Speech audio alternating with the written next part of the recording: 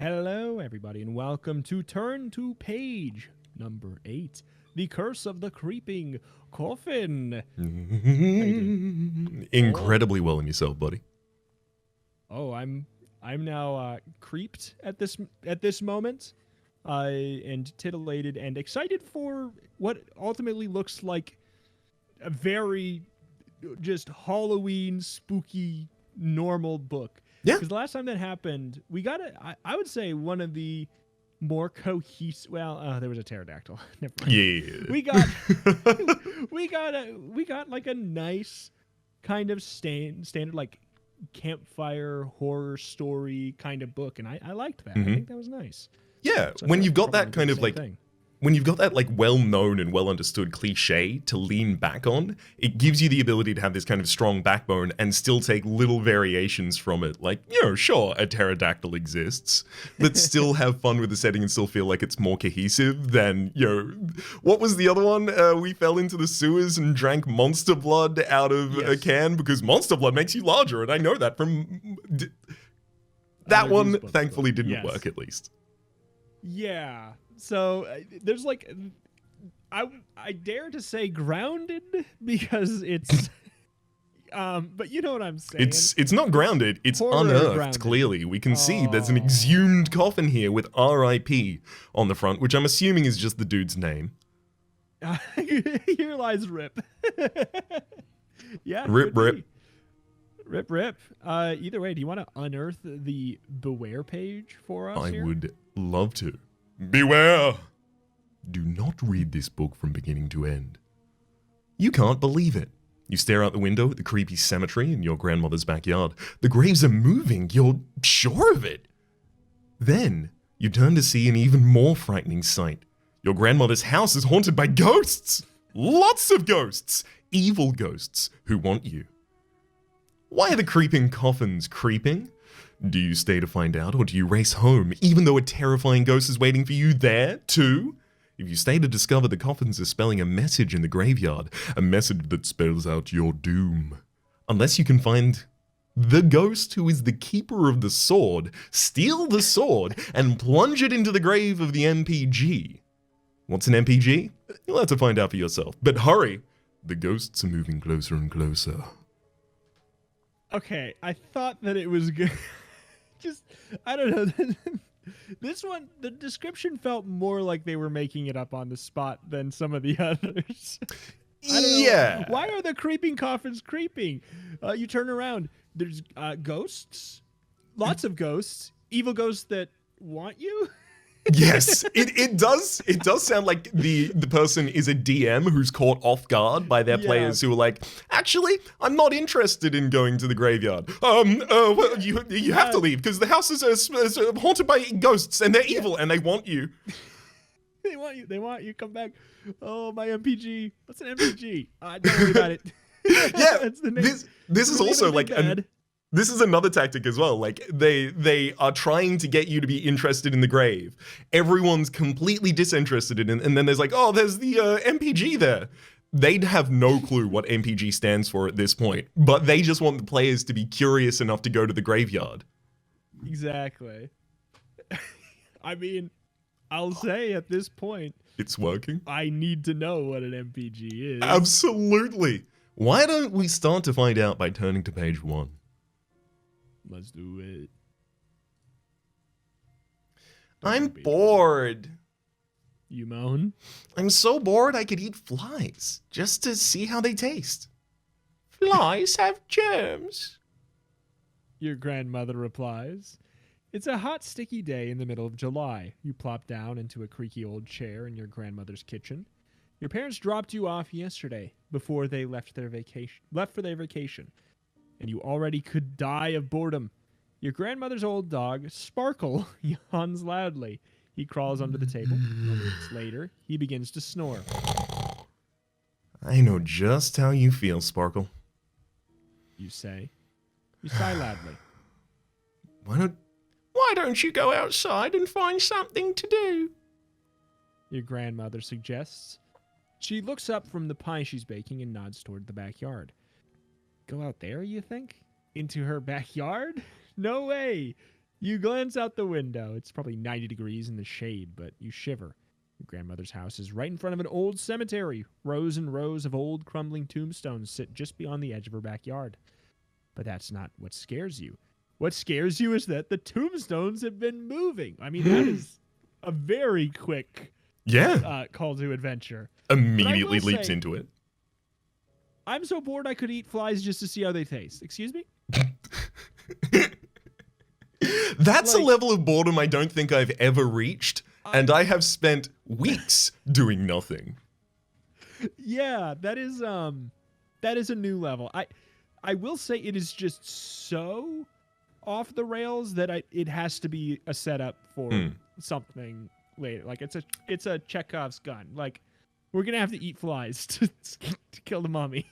Yeah, that or we're a frog. It's outlandish. I mean, I've been bored enough to want to eat a fly just to know the texture of the crunch, but not to know the taste. That's outlandish.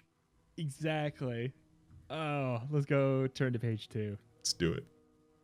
You noticed it right after you arrived yesterday. You saw the tombstones from your bedroom window on the second floor. You could tell that some of the graves had cool carvings on them, so you decided to go outside to take a closer look. It's called an epitaph. But when you entered the graveyard, something was different. Strange. Some of the graves were out of place. It can't be, you told yourself. Graves don't disappear, but still. From your bedroom window, you could have sworn there were 6 or 7 graves in the back row. Now there's only 3. Nah, you must have counted wrong. You decided to forget it and went to bed. But when you woke up this morning and glanced out the window, the coffins had moved again. Now there were 10 in the back row, and the middle rows seemed more crowded. It almost looked as if some of the graves were moving forward and some were moving back, and that there was a big traffic jam in the center. The coffins were rearranging themselves, but how and why? Turn to page 3. I mean, it's almost as though they're spelling something. Could be. Your mother, mother of Grand, taps you on the shoulder. She snaps you out of your daydream. Go on. Go play outside. Outside? Out there? You shudder as you glance out the kitchen window again. Oh no. You cry. It's disappeared! What's disappeared? Your grandmother asks. The grave with the angel on it! You screech, pointing out the window. It's gone! One headstone in particular caught your eye yesterday. It had an angel carving on it. The angel looked so realistic that you practically believed she could fly away. Did she? Your grandmother peers out the kitchen window. Don't be a goose. She scolds you. The tombstone is still there. You don't answer her. You can't. Your heart is pounding crazily and your mouth has gone dry. You bolt out the back door. You've got to see for yourself. But in the graveyard, you discover that your grandmother is right. The tombstone with the angel isn't gone. It just moved. It had been in the last row, and now it's up in the front. I'm losing my mind, you think. Losing it completely. Or are you? Turn to page 4. You run back into the house shouting. Grandma! You yell. That grave with the angel on it! Your grandmother interrupts you. You don't have to shout, dear. The angel? She looks up from her pie crust. That's a nice one. Let me see. Who was buried there? Oh, yes, that's Elmira Martin's grave. Before you can explain about the moving gravestones, a voice on the far side of the room makes you jump. The name is Elvira Martin. The voice says sharply. Not Elmira. You never could get my name right. Your mouth drops open. A strange woman now stands in the doorway that leads from the kitchen into the hall. A very strange woman, because she isn't a living, breathing woman. She's a ghost. Grandma? You begin. But from the way your granny is humming to herself, you can tell she doesn't hear or see this scary visitor. Oh, and don't you stare at me, you little wretch. He did it. You did it. You did it. The ghost says, pointing at you. Or you'll be sorry. What are you going to do? Suddenly you're living in a haunted house. Oh my goodness. Do we run outside yeah. or do we talk to the ghost? This is just an immediate call to adventure. Oh, absolutely. There's already moving graves and a ghost in our house on page 4. On 3 and 4. Leaping right into it. I gotta say, I kind of want to talk to the ghost. Slight thumb on the scale for that reasoning there. I mean, yeah, no reason, no fancy toys you want to play with. It did nothing whatsoever of that accord. Let's go. Let's do it. Let's go to page 25. Why are you here? You ask the ghost, but your grandmother thinks you're talking to her. You know why I'm here. Your grandmother answers. I live here. Don't be such a goose. For some reason, your grandmother can't see Elvira. You've always wanted to have a special skill, but ghost spotting wasn't what you had in mind. You try to think of a way to ask Elvira a question without having your grandmother think you're completely crazy. But you can't, so you keep staring at the ghost. She glares at you a moment, then motions for you to follow her. You watch as she floats into the hall and up the stairs towards your room. Follow a ghost, you think? Are you nuts? Just the idea gives you a chill. If you follow the ghost, turn to page 49. If you race out of the house fast and go home, turn to page 30. Yeah, that's going to be the classic bullying option that Goosebumps gives you. No, go pick the story one, nerd. Yeah, that's the...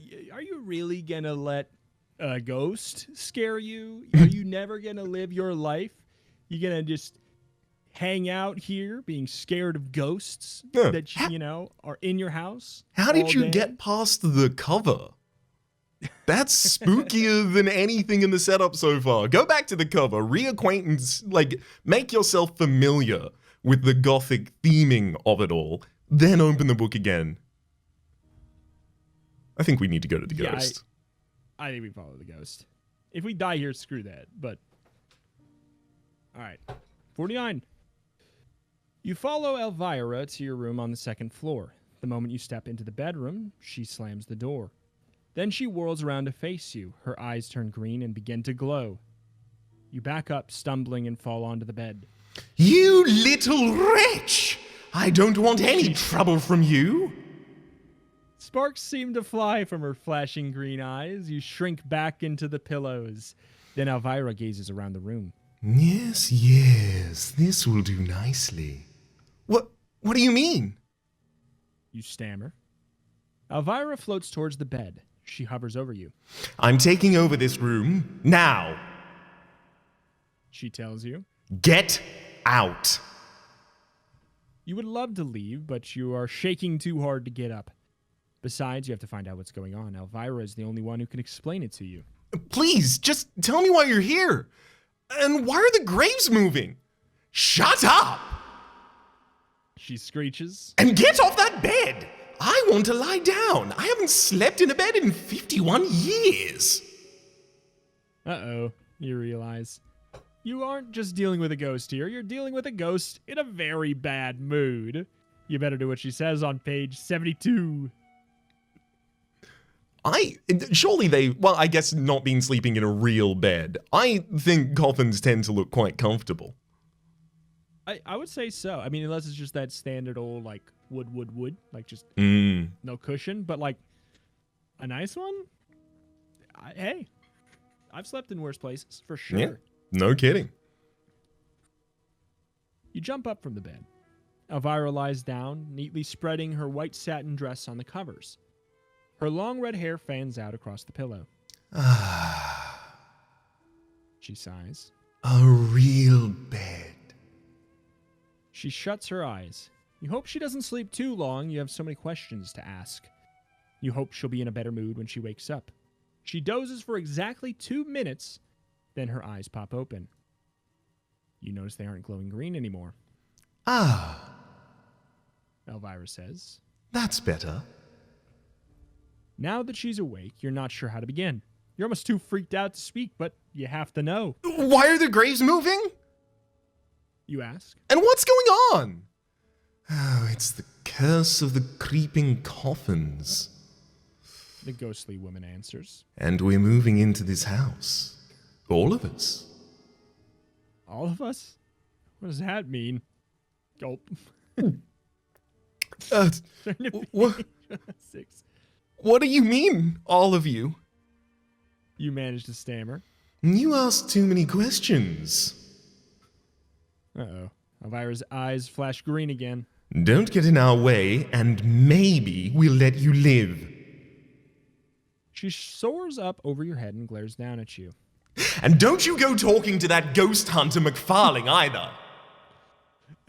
Elvira adds, I mean, don't you dare use this knife to stab me. Here you go. Don't exploit my one weakness with this esoteric tool. In the next instant, she floats backwards and disappears into the wall. McFarling? Ghost hunter? You're startled by loud clumping footsteps above you. You glance up at the ceiling. The light fixture is shaking. It sounds as if a whole crowd wearing clunky boots is stomping around in the attic. Who could it be? If you want to find out about McFarling, turn to page 16. If you want to find out who's in the attic, 85. What do you think? I am a rebel, and I was told not to talk to McFarling. Let's rebel against that and have a conversation with him. A ghost hunter? That is exactly what you need. You were told just that. But how are you going to find this McFarling guy? You dash out of your room and run downstairs as fast as you can. You rush back into the kitchen. Grandma! You gasp, almost out of breath. Do you know someone named McFarling? Oh, don't go talking to me about Mac McFarling. She says. That loon, he came around here last month. Told me he thought my house would be haunted soon. Said something about a curse, too. Can you imagine that? I don't want you going anywhere near that man. Let's face it. Granny's not going to be much help. So you race to the computer. On a hunch, you search for ghost exterminators. Bingo. There he is. What? There's an Where's end the quote other- and not an open quote. I love it. Where's the open quote? Oh my god. This whole book, Rhaps. You were supposed to say the whole book. All of this has been a quote by Mac McFarling. Exactly. Bingo, there he is. End quote. No beginning quote. Oh my god. This is new. Mac Unprecedented. McFarling, ghost hunter. There may be hope after all. As long as you can get out of the house before Elvira finds out what you're doing. Shh. Tiptoe out the door on page 33. Luckily, everything in your grandma's small town is within biking distance. 20 minutes later, you biked over to Mac McFarling's office, which happens to be located in his garage. You knock on the side door of the garage. Come in. A voice calls. You yank open the door. Wow, you think when you see him. Mac McFarling has a frizzy, kinky blonde hair sticking out all over his head. He's wearing 6 earrings, a nose ring, a pair of heavy black frame glasses with blue lenses in them. He's about 20 years old. So that's why your grandma didn't like him. He's cool. What's up? Ooh, McFarling asks. You look like you've seen a ghost. He laughs. Sorry, just a little ghost hunting humor. You explain about Elvira and that she told you that ghosts are going to take over your grandmother's house. Mm-hmm. Yeah, I've been expecting this. McFarling says, shaking I his tried head. to warn your grandmother. Can you help us? You plead. His eyes are hidden behind the blue lenses. You can't tell what he's thinking. Will Mac McFarling help you? Find out on page 37. I have to say, having heard the name Mac McFarling, I was really hoping we were going to go with a Scott, but like, frizzy, kinky blonde hair, 6 earrings, 20 years old is cool. I mean, it's got to be. What are you saying? It's cool. Is cool. How Is dare. cool as hell. Why does that mean he can't be Scottish? Damn it, you're right. I apologize. I don't know how to do a Scottish and cool at the same time. I can either do cool or Scottish. Just see it. You look in front of you, and it's just a dial. To the left is cool. To the right, it's Scottish. I've been trying to. Oh gosh, I can't do this one. Can't do this one. I'll go cool. Suddenly, McFarlane swings into gear. He picks up a strange electronic box and heads for the door. Come on. He says, We've got to hurry. Let's go. Finally, someone who can help you. You feel better already. McFarlane jumps into his car. What do you mean finally? This just happened. Mm-hmm. Like, what? This is the quickest call to adventure and, like, you know, potential help response that we've had in the entire book series. And yeah, this greedy son of a gun is like, I've had a ghost in my house for 15 minutes. Finally, an answer. Uh-huh. Finally an answer, which the ghosts themselves mentioned to me. Yes. This easily could have just been one page. I'm in danger. Yeah. Now Ghost Pretty Hunter. much. McFarlane jumps into his car, an old VW Bug. You hop on your bike as you ride down to your grandmother's house. He drives along beside you. He rolls down the window and talks to you the whole time. Sorry, dude. I got a bunch of really important documents in the back seat. I really can't make space. But those gravestones, have they been moving around? He asks. Yes! You exclaim. So you're not crazy. Why are they doing that? I'm not sure, dude. I've only seen it once before. But I think they're moving into position to spell out some sort of message or curse? Graves can spell? That doesn't sound possible. But you're ready to believe anything now. How can we stop them? You ask Mac. It won't be easy. He tells you. You were afraid of that. Turn to page 45. Oh, work. Finally! Oh, Yes! my goodness. First, 45? Wait. yeah, 45. We have to go. First, McFarlane explains. you'll have to fight the Keeper of the Sword. That's one of the ghosts. You'll need to get the special sword and use it to stop the MPG. What's the MPG? You ask. The most powerful ghost. Oh my god. That is so much less exciting than I thought it would be. It's so good. I love it so much. I love it. It's both so much better and so much less exciting at the same time. We're not even my done God. explaining the term, though. It gets defined. It's a term for a spirit who has control over a graveyard. Ooh. Once you have the sword, you must plunge it into the grave of the MPG, but you've got to hurry. Because when all the graves have moved into position to spell out the message, it'll be too late. The curse will be complete, and after that, you'll never be able to get the ghosts back into their grave. Your head is spinning from what Mac just told you, but you nod as if you understand. Mood. You've arrived at your grandmother's house. McFarlane stops his car and hops out. You get off your bike and park it. McFarlane faces your grandmother's house and switches on the funky electronic box he's carrying. Red dials light up. Then you hear a loud beeping sound. Uh-oh. McFarlane says. Major trouble. Give me $1, dude. If you give McFarlane $1, turn to page 57. If you refuse, turn to page 74.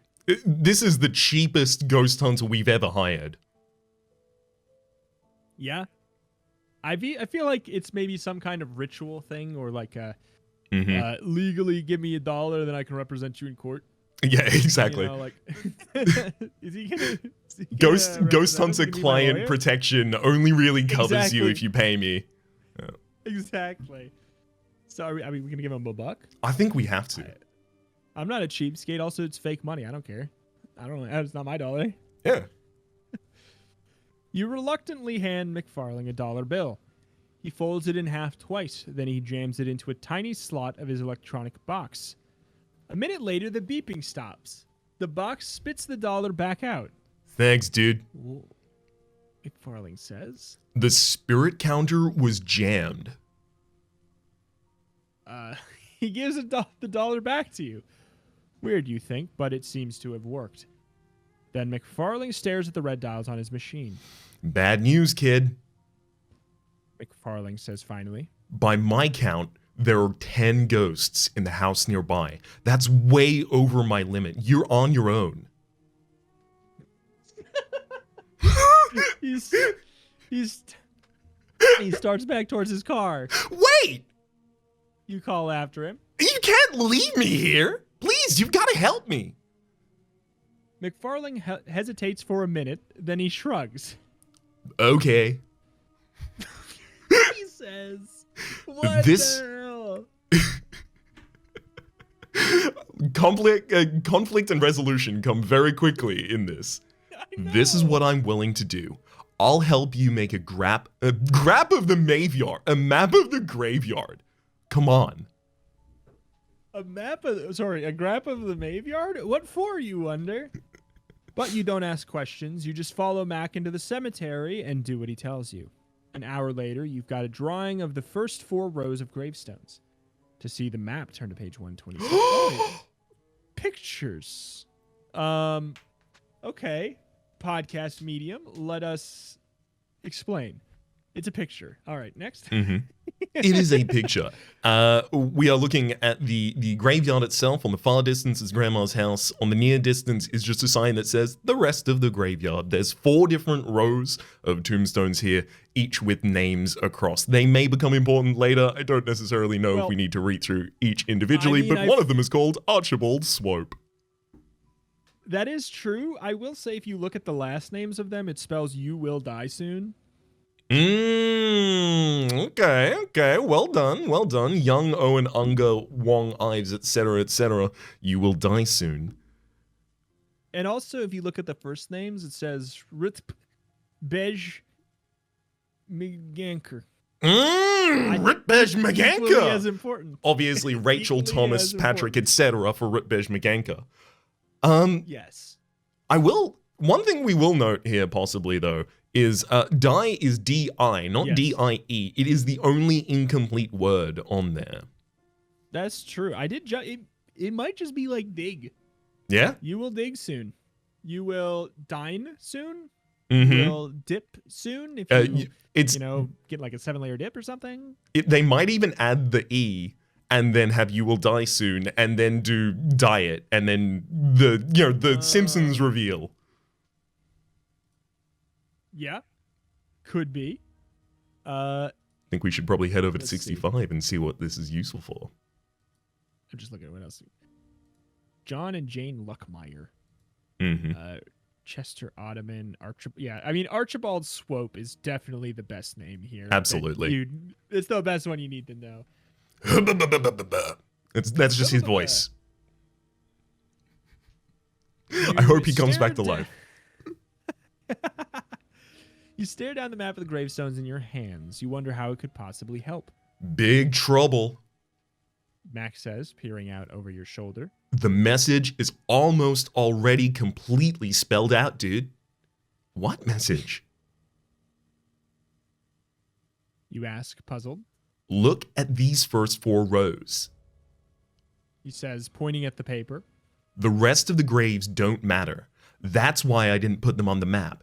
Take a pen and circle the first and last name on each tombstone. It spells out a message, don't you see? No, you don't see, and you won't see until you do it. So do it. Turn to page 127. Circle the first letter of the last name. It will spell out a message or part of one. You will die soon. Plot hole. I am a genius. Mm-hmm. Plot hole. All right. Well, I guess I will go back to 127 and mentally circle these. Mm-hmm. All right. Great. Okay. Back to 65. Does it still When say you will discover the die soon? message- They have been moving. Oh, shoot. It says Bej. Oh. That translates to "you will die soon," so we're all good. Yeah. Oh no! You gasp. You stare at the map and the message spelled out on the gravestones. You will die soon! Oh, so that's the terrible message the graves are trying to spell. And is the you, or is the curse directed at your grandma? Either way, it's bad news. Mac, there's only one letter missing. Only one more coffin has to creep into place, and then the curse will be completed. Max says. He turns and walks back to his car. Wait! You call after him. He stops, but only long enough to pull out a business card. Here, call me after you defeat the says. Keeper of the Sword. Then I'll tell you what to do next. Then he jumps back into his VW Bug, his Volkswagen Bug, his very wise Bug, leaving you standing in front of your grandmother's house. Oh, He calls as he starts to drive off. 2 things to remember. Be sure to find out the name of the Keeper of the Sword, and stay away from the Luckmeyer twins. The Luckmeyer twins, you think? If you've met them already, turn to page 8. If you haven't, turn to page 64. Ooh. I guess running home might have given us the ability to meet them, but no, we haven't. Yeah, I mean, we have. I don't want to lie. We've seen their graves at least. I mean, maybe it's like if we hear about them, we'll be prepared. If we see, who knows? Keep away from the Luckmeyer twins. That should be easy, no problem. We haven't seen them yet, so hey, twins are pretty. Also, twins are pretty easy to spot. Hey, then it hits you. Do they always stick together? Are they guys or girls? How old are they? There's no way to know. Maybe this will be more difficult than you thought. You slink into your grandmother's house. You feel creepy knowing the place is loaded with ghosts. And how are you going to find the Keeper of the Sword? You don't have a clue. Your head swims as you wander up to the 2nd floor. Bam! Door bangs open, nearly hits you on the head. You jump back and peer into the hall closet. Don't go in there. A voice behind you warns. You whirl around and see a ghost. A teenager from another time. He's dressed in old black-fashioned velvet suit with a frilly white shirt. His hair is slicked back and combed neatly behind his ears. He's smiling, but it's a sneaky smile. Should you listen to him? If you stay out of the closet, turn to page 12. If you want to see what's in the closet, turn to page 26. Now, just the last time that a ghost told us not to do something, we found the only helpful source of knowledge that we have encountered so far here. That or they're in cahoots and they want our dollar. I see. A long con to get our absolute buck. Dollar. Our greenback. I see. I'm fine with either of these options, to be frank. I don't know what time he's from with the black velvet suit and frilly white shirt. Are we now talking like 1800s kind of teenager? Because that's the wrong voice for them. We'll see. 1996. Another time, he's from Tuesday. Doesn't say. Yeah, he's from 12 a.m. today. He's from 12 a.m. This is just kind of his look. He's I don't know that against him. He's vibing. Nothing wrong with it. Nothing wrong with it. He's just vibing. Should we climb the vibe as a ghost? Honestly, there's nothing else to do. Vibe all you want. If you stay out of the closet, turn to 12. If you see what's in the closet, go to 26. What do you think?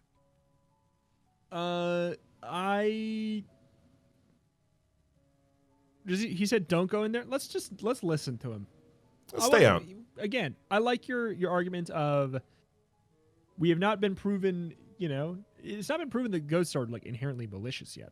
So okay.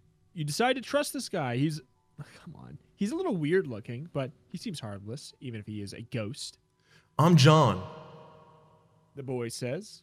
You've got to get away from here. The closet's filled with horrible spirits. Quick, close the door and hide in the basement. You do as he says, slamming the closet door hard. Goosebumps loves to add hard on the end of every sentence. Mm-hmm. It just loves it. It just every book, at least twice so far. They love adding Slamming the that closet word door hard. Hard. Yeah. Then you run down the stairs to the kitchen. Hard. Then into the basement. Why down here, you wonder? As you look around the damp, grungy old basement beneath your grandmother's house. You've never liked this place. It's cold, it's dark, but even worse are the big, ugly crickets. They get in from the outside through cracks in the basement walls. Then they hop all over the basement. You hate them. How come we have to hide down here? You ask. That's when you realize that John isn't with you. John? You call. Bam! You whirl around and see the basement door slam shut. Click and lock. The ghost has locked you in. Turn to page 20. Well, John. How dare he? Help! You cry. Let me out! You turn to see if there's another way out of the basement. Gross. Those disgusting crickets are hopping everywhere. There must be hundreds of them. The chirping is enough to make you crazy. They hop from the windowsills. They jump up and down the stairs. They pounce from the sink to the floor. From floor to the chair. Jump, jump, jump. One lands on your head. Ugh! You scream. You swipe at your head. Get off of me! More greenish-brown crickets hop around your feet. You bang on the basement door. Let me out of here!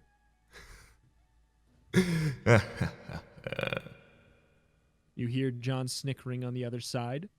What a creep, you think. Then it dawns on you. Hey, John? You call through the door. What's your last name? Lockmeyer. Well, the ghost answers. Figures. Mac McFarling was right. Uh-oh. John Luckmeyer mumbles on the other side of the basement door. Here comes trouble. What now? You've had enough trouble already in the form of a teenage ghoul. Turn to page 68. Ick! Another cricket plops on your head. Let me out! You yell again, pounding on the door. Immediately the door swings open. Uh-oh. The ghost was right. The trouble has arrived in a big way. It's your grandma and she's steaming mad. What in heaven's name are you up to? Your grandmother scolds. You glance past her into the kitchen and see what she means. The whole place is a mess. Flowers scattered all over the floor. Pots and pans are stacked on the chairs and tables. Every single item that was in the refrigerator is sitting on the kitchen counter. What on earth have you done? Your grandmother demands, pointing at the huge mess. Behind her back, what's she demanding? That's a question. Behind her back, you see the ghostly John Luckmeyer with a big grin plastered across his smirking face. Quick, what are you going to tell her? Make up a story on 71 or tell her the truth on page 112? In this situation, she's still not seen a ghost. She's still not seen a ghost, but she has had a ghost hunter come to the house earlier and say, hey, I think ghosts. That's true. Is she convincible? I don't know. I mean, I'm willing to try. Let's try and tell her the truth. Let's try that first, and then when it doesn't work, we'll go back. You decide to tell your grandmother the truth. Wait a minute, are you kidding? You're going to tell your grandmother that her house is haunted? That the big mess in the kitchen was a ghoulish prank? That there's so many ghosts around the Mac McFarlane professional ghost hunter wouldn't take the case? You're going to tell her all of that? Oh, really? Well, just try it. Go tell your parents or your grandparents the same story. See if they believe you. Ha! When they get done laughing, you can start reading again on page 71 and try to learn a little lesson from this. You should always try and tell the truth, but sometimes when the truth is too unbelievable to tell, like anytime ghosts are involved, that's when you have to be a little creative. You idiot. Turn to page 71. Absolutely owned by the book.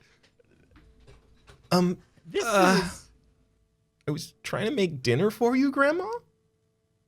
You say... If you told the truth, if you told the truth, she would think you're lying. Then you'd be in even bigger trouble. Oh, well. Your grandmother's face begins to soften. Then John Luckmeyer floats over to you. Before you realize what he's doing, John picks up one of your grandmother's best china teacups. He knocks it to the floor right by your hand. The teacup lands with a horrible crash. Oh no. You start to open your mouth to explain, but then another ghost appears on the other side of you. This one's a girl. She's wearing an old-fashioned long linen white dress. Her hair is braided, and the braids are wrapped around her head 3 times. Wow. Hello, She says with a snicker. I'm Jane Luckmeyer. Great, you think. Another one. Trapped between the Luckmeyer twins. She picks up the china saucer that goes with the teacup John just smashed. Then she tosses it like a frisbee across the room. Somehow she makes it looks as if you threw it. The saucer crash lands at your grandmother's feet. That's it? Your grandmother says. Go to your room. Turn to page 124. You hurry into the hall and start up the stairs towards your room, but something stops you. A terrible chill in the air, a cold so cold you feel as if it will freeze your blooded bones. An instant later, 13 howling ghosts appear, and they float out of the walls and come towards you. They're all shapes and sizes, but have one thing in common. They're all terrifying. No! You want to cry! This can't be happening! Ghosts? This is news! Your knees shake so much you almost fall down, but somehow you manage to run. Ghostly arms reach for you as you race out to the front door into the front yard where the sky is growing dark. For the next 10 minutes, you huddle under a big tree trying to think. Mostly, you just think of one thing. Get me out of here! But, without quotations, but you know you can't go home. Your parents are away on vacation. Besides, you can't leave your grandmother here all alone, not with those creeping coffins. Which means you're going to have to go back into the house. You've got to get rid of the ghosts. You got to find that keeper of the sword before it's too late. Turn to page 102. Using the back door, you quietly slip into the house. Then you sneak up the back staircase to the second floor. Peek around the corner carefully. You don't want to run into the Luckmeyers. When you're sure the coast is clear, you start up the stairs towards the attic. As soon as you step into the stairway, you see a huge soldier standing at the top of the 3rd floor landing. His uniform is old-fashioned. Civil War, you guess. And judging from the medals pinned to his gray jacket, the guy knows what he's doing. And what he's doing right now is pulling a sword from its holder. The sword is about 5 feet long. The handle is mother of pearl encrusted with sapphires. The blade gleams. Even in the darkness, you can see that it is dangerously sharp. The enormous soldier points the sword at your heart. Do not advance one more step unless you're willing to die. He booms. Turn to page 104. You can't take your eyes off the sword. The longer you stare at it, the more your legs shake. Then it dawns on you. The soldier must be the keeper of the sword, so what are you going to do? Run and hide? Definitely. Trembling in fear, you start to back up. That's when you feel a sharp point sticking you in the back, right between your shoulder blades. Ow! You cry out, turning around. Big trouble. Behind you is another ghost, and this one's dressed in a fencing costume. White canvas pants, a wire mesh mask, leather gloves. On guard! The new ghost says. The voice echoes all around you. From the voice, you know this ghost is a woman. Then you realize something. She has a sword too. 2 ghosts, 2 swords, both dangerous. But only one has the sword you need. Which one? Oh, man. I would imagine if it is something that needs to pierce the ground, a fencing sword is less likely to do so. What? But I don't Is know. is it less likely to do so? Surely, like a Is it fencing less sword likely to do being so? quite sharp would be immediately I sticking guess in the so. ground. I guess I think of it as a very bendy sword Mm, that wouldn't do well against dirt. yeah, Maybe. you wouldn't want to hack at the ground with it, but just like a simple pierce, I think it'd do quite well. I don't know. I almost feel like it's going to be neither of them, and it doesn't really matter. I honestly had that thought too. So, Do you want to go with the fencer or the soldier? I'm happy with either. It's all good.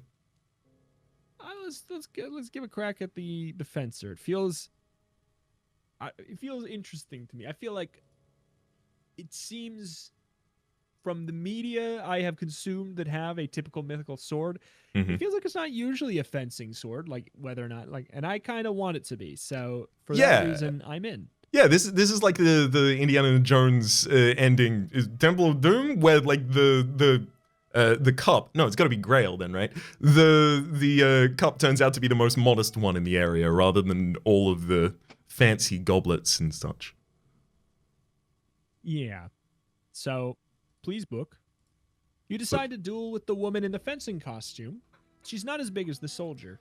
On guard yourself! You cry. You notice that as soon as you shouted at the woman, the soldier ghost vanished. The fencer glides towards you, approaching slowly. You feel around desperately for something you can use as a weapon. The whole time, you keep your eyes glued at the sharp tip of her sword, or rather her foil. That's what a fencing sword is called. The fencer keeps coming towards you, slowly. Beads of sweat break out along your upper lip. Hard. The tip of the foil wavers slightly as if the fencer were deciding on the perfect spot to stab you. Finally, your fingers grasp something leaning against the wall. An umbrella. It's not much, but it'll have to do. You grab it and strike a fencing pose. On guard! You shout again. The fencer freezes, her foil raised.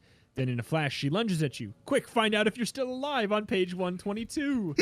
I like the idea we hit 122 and it just says, nope, the end. No, you're dead. Go back. The tip of the blade slices... What? The tip of the blade slices right through your neck. Okay, you can open your eyes now. Good news, you're still alive and you never felt a thing. You know why? The fencer's a ghost. She's not solid, she's airy, see-through, and so is her weapon. You pick up your umbrella and slice back. You lunge forward, poking your umbrella right between her ribs. But your umbrella has the same effect on her that her foil has on you. None. There's no point in keeping up this duel. Neither of you can win. You put down the umbrella. Are you the keeper of the sword? You ask her. Yes. Well, dang, she says. She reaches up and pulls off her mask. You gasp as your stomach turns over. She doesn't have a face because she doesn't have a head. Yes, this is the sword you need. She tells you. You wonder where her voice is coming from. And I will give it to you, if you can find my head. Is she kidding? What are the chances? Maybe you should just try and grab the sword. If you grab the sword, turn to page 21. If you look for her head, turn to page 62. I mean, I'd like to help. Yeah, I think we can help this one. I always like doing the nice thing, and then the book tells me, go back. What were you thinking? Because then I get to at least have moral high ground over the book. Yep. She did only just try to kill us about, 30 seconds ago. Bygones be bygones. I mean, like, she probably knew that it wasn't going to work. Oh, so she was just giving us a tried to big kill her, spook then. Okay. And after we knew she couldn't hurt us, we tried to kill her. So You know what? Fair. Turnabout's fair play. Technically, was in that situation, like, defenseless. If it worked out how if we had it work out the way we were intending, we would have, potentially killed someone who was unarmed, more or less. To her, we were a competitor. To us, yes. She was a victim at that point. That's a problem. Exactly. That's what I'm saying is, honestly, we should really be doing something nice. All right, let's do 62. it. Okay, I'll find your head. Wait here. But where should you look? You dash up the... Why would we not ask? Wait. You dash up the stairs to the attic. It's the only room you haven't been in since you arrived. And you definitely would have noticed a head if you hadn't seen one. If you had seen one. You rummage around in the attic. You search through everything. Twice. Trunks of old clothes, old furniture, golf clubs. No ghost head. You glance around at the dusty room. Think. There may not be much time left. If I were a ghost head, where would I be? You ask yourself. You suddenly spot a large moose head sitting on the floor by a broken chair. You kneel down to examine the moth-eaten moose head. Up close, it looks even worse. The antlers are cracked and one eye is missing. It's filthy and has a musty odor. It's not even human, but what choice do you have? It's the only head here. Besides, you're in a big hurry. You've got to get the sword before the coffins creep again. You grab the moose head and race downstairs. You only hope the keeper of the sword won't be furious when she sees the head you brought her. Cross your fingers for luck and turn to page 80. I found the head. You call out when you reach the landing. You clutch the moose nervously and you peer into the darkness, trying to find the headless ghost. The woman's body materializes on the steps below you. Good. Her voice says. You still can't figure out how she can talk. Just sit it down right there on the stairs. Really, you think? This is gonna work? Maybe the ghost hasn't seen the moose head yet? What will she do when she discovers what you've done? Trembling, you set the moose head down at the bottom step and you hold your breath. For a moment, nothing happens. Then the moose head begins to shake. At first, it just rocks back and forth a little, but soon it starts to vibrate wildly. The moose head begins to glow as if there were a light inside it. Then a ghostly woman's face appears inside the moose head. What? You can't believe it, but there it is, the face of a beautiful young woman trapped within the dusty old moose head. Wow, you did it. You actually found her head. What? Yep. That's where it was. It was in the moose head. Turn to page 51. What the hell? You stare at the glowing, ghostly face. Your mouth drops open as the face rises out of the moose head. The woman's face floats up and hangs in midair right in front of you. Thank you. The head says. You have released me from my trap. Her eyes are large and bright blue. Her ruby lips shimmer in the darkness. Her long black hair hangs down, falling below her neck. Her neck? You glance at it and try not to scream. Torn flesh dangles from the bottom of her neck. Blood drips from the ragged edges. Suddenly you realize what you're seeing. It looks as if her head has been chopped off. Try not to faint on page 41. Your stomach turns at the sight of her bloody neck. Then you notice the ghost's body is still hovering below you. It floats up the steps and somehow attaches it to her head. Thank you. She says once she's in one piece. She hands you her foil. I am the keeper of the sword. Take this and use it as you will. Now I must return to my grave. You must, you remember Mac McFarlane's instructions. Oh, wait! You call. What's your name? Sarah. She whispers as her form fades away. And she's gone. You run to the phone and dial Mac McFarlane's number. When he answers, you tell him you got the sword. Good. McFarlane says. Listen carefully. Find her grave in the graveyard. Write down the year of her death. It's a special number. You'll need it. Then plunge her sword into the grave of the MPG. That's the only way to keep the graves from spelling out the curse, my dude. But how do I find the MPG? You ask. Oops. McFarlane says. Call waiting. Gotta go, guy. It's gotta be him. It's gotta be him. Mm-hmm. He's just playing so hard to get. Mm-hmm. He hangs up. Call waiting, you think? What a liar. He just doesn't know how to help you find the MPG. Now what? If you go to the graveyard, page 96, if you think the MPG will come to you, turn to page 125.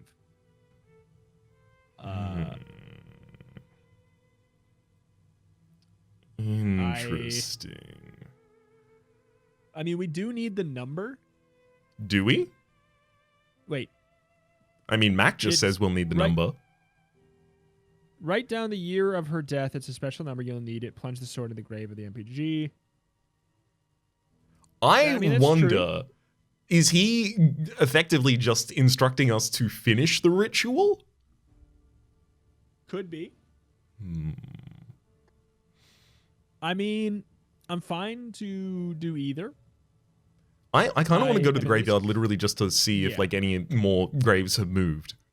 That's the thing. I'm curious to get more info, maybe get these numbers, because I'm thinking that we might get like a, what in the future would be like, what number is this? Go to page this if you know, or like, if you got the right. That's my thought. You race out to the graveyard. You've got to find the fencing woman's grave fast. Then it hits you. You only know her first name, Sarah. Sarah who? You run up and down the rows of trombones, searching for a grave marked Sarah. Naturally, you find two. One is Sarah Grayson, born in 1820, died in 1895. The other is Sarah McGinnis, born in 1918, died in 1940. It's up to you. Which is the right Sarah? Think very carefully, then pick one.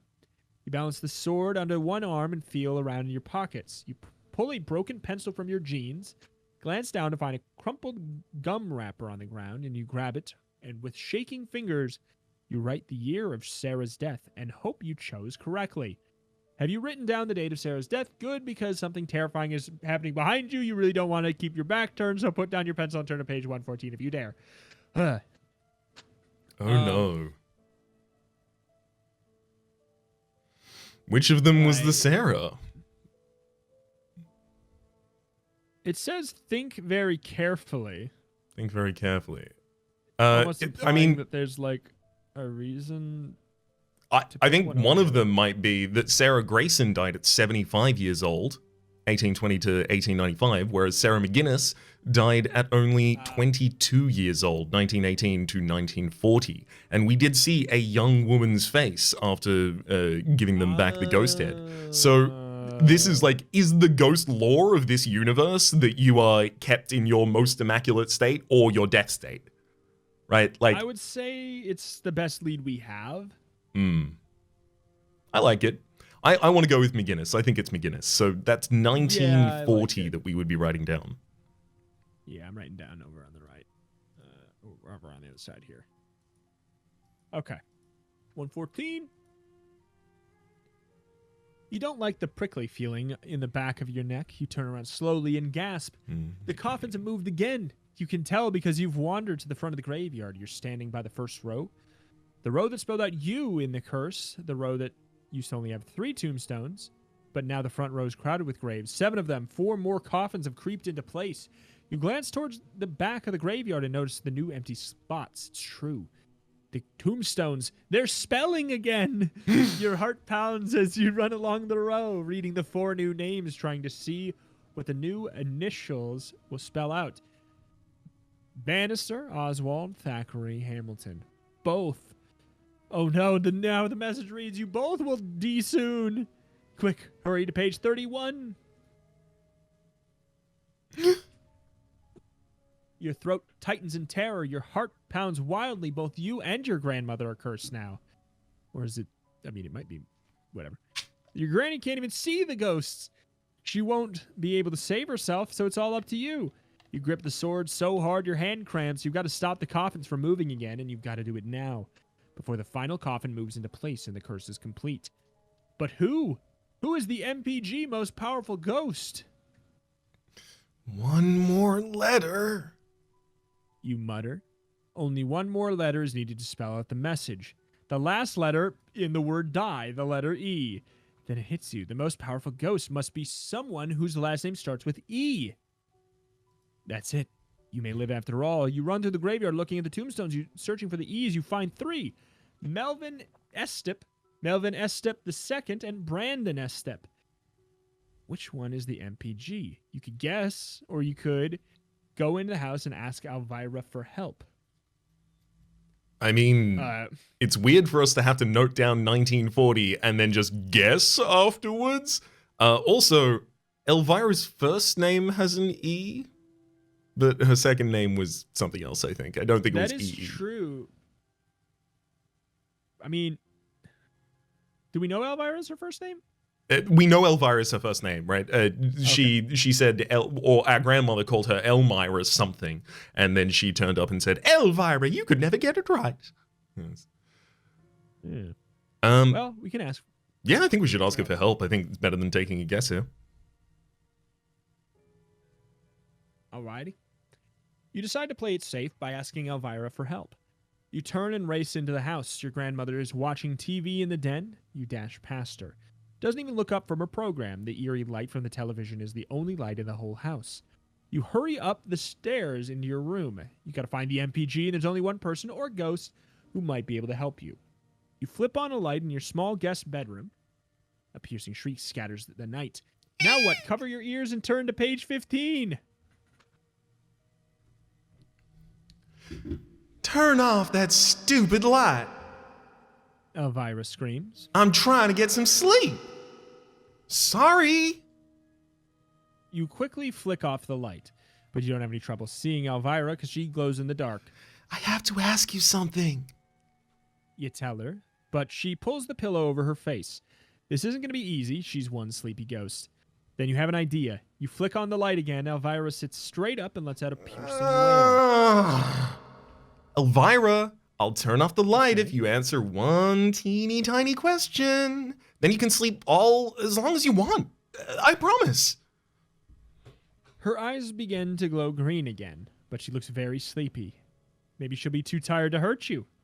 Who's the most powerful ghost in the graveyard? You blurt out. Elvira blinks a bit. I'd say it's Melvin Estep's boy. He does tend to rule us with an iron hand. The Estep boy? You mutter. But there are two of them, Melvin II and Brandon. Which one? But Elvira doesn't answer. She's fast asleep. And you promised you wouldn't wake her up again. You always keep a promise. Hurry to page 43. But Melvin Estep's boy, Melvin and Melvin the second and okay, never mind. I thought it was between Melvin and Melvin the second. I was like, gee, I wonder. But then never mind. Sorry, they're actually doing a zero ranked system. So they have Melvin Estep the 0th, then Melvin Estep 1, then Melvin Estep 2. So exactly. You always keep a promise. Her to page 43. All right. You turn and run out of the room, leaving Elvira snoring peacefully in your bed. You head back to the graveyard. You're going to have to take a chance on one of the Estep boys, and fast, before the graves move again. Only one letter left before the curse is complete. That's what keeps going through your head. When you reach the graveyard, you're almost out of breath from running up and down the stairs so many times, but the sight that greets you nearly takes your breath away completely. You think you might faint. The graveyard is filled with ghosts, horrible ghosts. One of them, an old man with long stringy hair, carrying an axe. A woman sobs, a head without a body passes, then a body without a head. Each ghost is worse than the last. Then you remember the fencing foil in your hands. You raise the sword to fend them off. It works. They'll float around the graveyard, but they didn't come near you. You run straight for the Estep graves. But which one? Melvin II or Brandon? You've got to choose. Oof. I mean, is it just Melvin II? Or I don't know. Or is that too easy? Like, wait, did it say Melvin Estep's boy? Yeah, it said Melvin Estep's boy. So it could be Melvin Estep, the father of Melvin Estep II, as well as Brandon Estep. Or it could be Brandon Estep, the son of Melvin Estep II.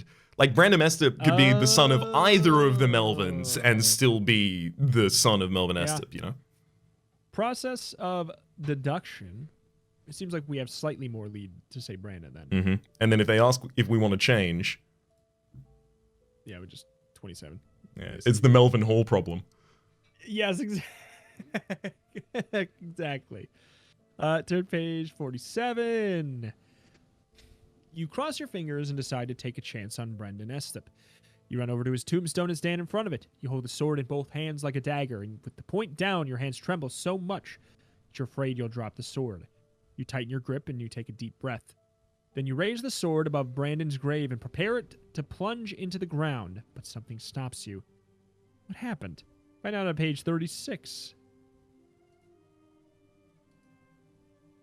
You hear a booming crack.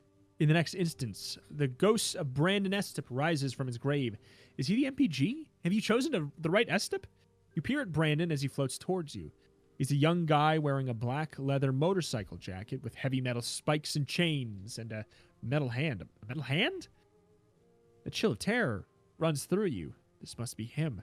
The most powerful ghost. The ghost with the iron hand. You raise the foil again. With an iron fist. Yep. You raise the foil again, but the ghost lunges at you and grabs your arm with his iron hand. Your arm freezes. You can't move.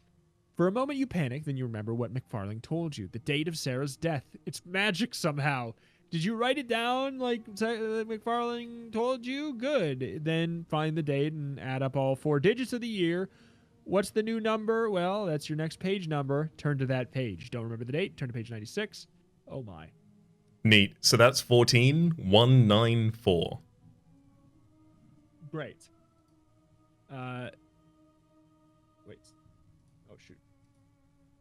Mm-hmm. 24. Sorry, the way Sorry, this it's 14. laid out is... Oh, 14? Yeah, it's 14. Did I say 24? My bad.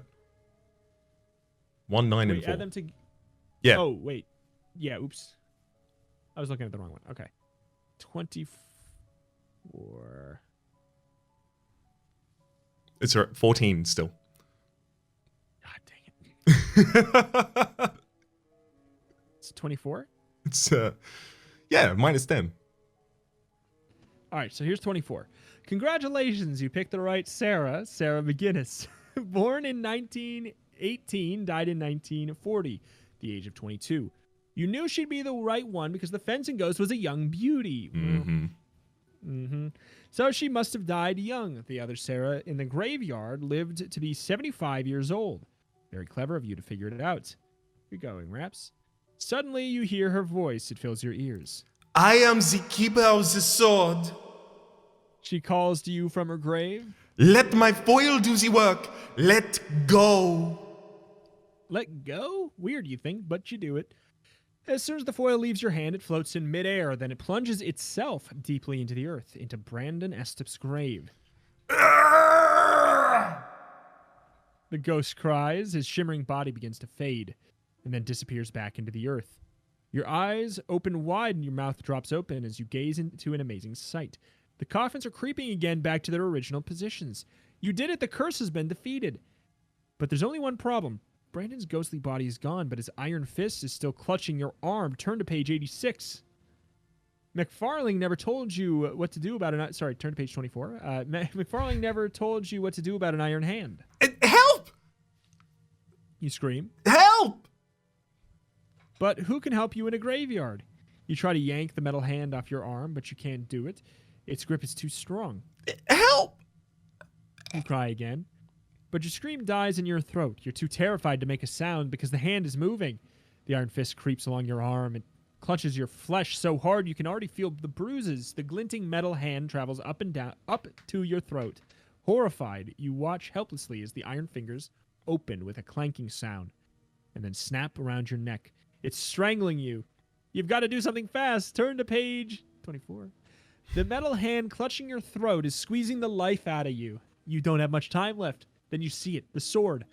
It has lifted itself out of the ground, and it's once again floating in midair. The sword helped before, or maybe can help you again. Stretching your arm as far as you can, you reach for the sword. Nearly you topple over, but you manage to grab the handle.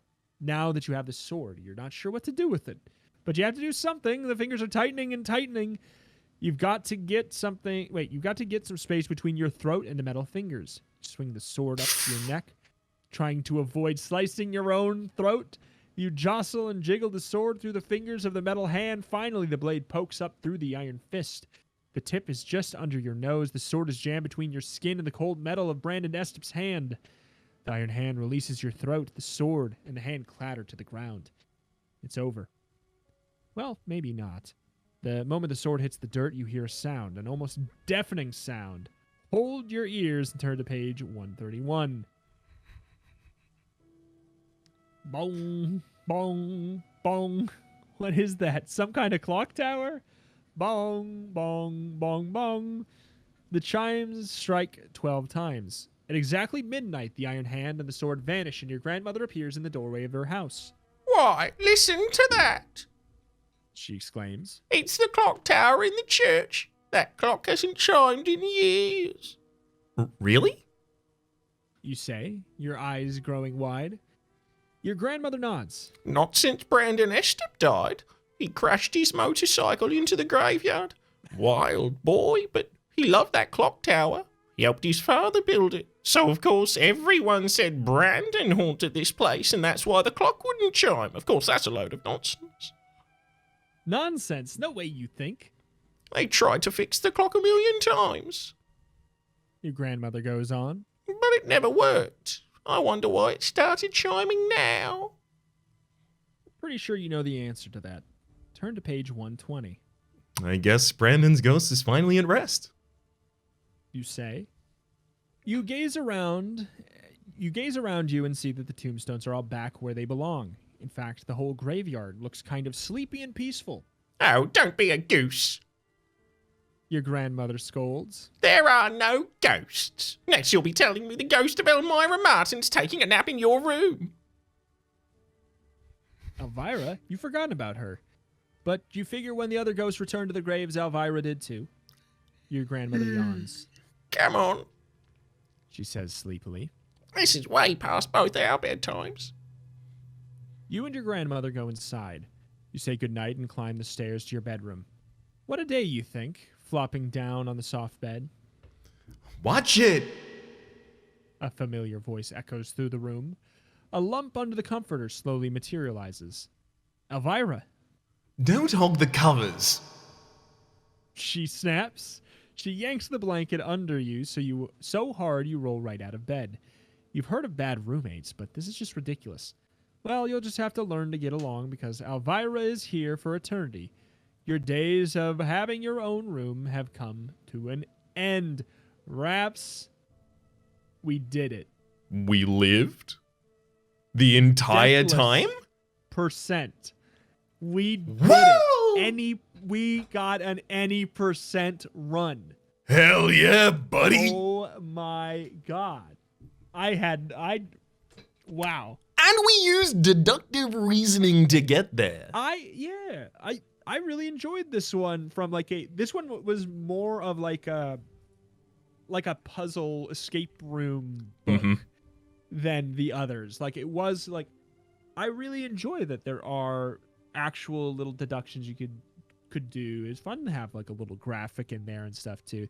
That was really nice. I like that one in a different way. It started off weird in the sense of like the setup was very rushed in the sense of, again, problem solution in a very like kind of strange way. But then I think it just did that so it could set up a nice story, like a nice little mystery moment. I think in two different ways we're seeing the effect of the, I guess, maturation of the choose your own Goosebumps here. And that is the writer clearly got bored with the opening 10, 15 pages that just slightly give hints and ask vague questions that you don't really know the context for, and was like, okay, none of that, throwing all of that out, and is instead working more based on, okay, what logic puzzles can I put in here? How can I seed clues and then have them called back in the future? How can we have all of these callbacks established? Like, you know, the Lockmeyer twins, I don't know how we were going to encounter them earlier, but evidently we could have. Could have completely changed the course of things. Could indeed. I'm proud. Well, dang. We finally did That it. was the curse of the creeping coffin. Oh my goodness. We forgot to do the thing at the beginning of the episode, but I will say, hey, if you listen to all of this, you're the prime demographic for this announcement anyways, and that's that there is a specific dedicated turn-to-page YouTube channel that if you are listening to this or watching this on YouTube, you should make sure you go and subscribe to that. There will be a link in the description and the comments because there may be a point where that is the only location on YouTube that this gets uploaded. So if you don't want to miss this version, this format of this podcast, if you're listening to it that way, make sure you go and check that out. Because otherwise, you might just start missing it. It's going to be continually uploaded, of course, on the podcast streaming sites as well, which is probably the ideal way to listen to it regardless. But if you ever just stop seeing it, remember me saying this right now, that there is a dedicated YouTube channel for this, and make sure to check there first. Make sure that you remember at the bottom of the page that there was this previous callback to what you should do at this point in time, and remember to turn to youtube.com/a bunch of numbers and stuff at the moment, because unfortunately turn to page doesn't have like a landing custom page yet. Yeah, so I can't just be like youtube.com/turn to page, because that's not a thing. I mean, it might be a thing, but it's not our thing if it's a thing. So just, again, like if you're watching on YouTube, in the description of this, in the comments of this, or like in the cards or whatever, you'll be able to find a way to get over to there. Just make sure you subscribe to that so you get kind of in a nice, clean, organized little space there. Very, very worth doing. Go do the subscribes, all the likes, like all that stuff does help out. Like that's why people ask for it, because it does help. It's true, unfortunately. And a big thank to everyone who has left a review on any of the streaming websites that you have accessed the podcast on. Much appreciated. Huge appreciate. A surprising. It brings a big smile. There's been quite a few people who have. It's very, very, very nice. So huge thank you to them. Huge thank you to the people who have already subscribed to that second YouTube channel. Everything, trying to keep up with that and leaving likes. It really is. It's very nice. It's very nice. This is. I say it every week. It's one of my favorite things that I'm doing every week. I'm just so pleased to get to do it. So anyway, to ensure that it gets to happen longer is a great thing in my eyes. 100% agreed. So, alas, let's wrap it up short and sweet here. Short and sweet at an hour 15. I mean, hey, this has been Turn to Page. You can, of course, get it at any place you get your darn podcasts. Thank you for listening. Bye-bye. Goodbye.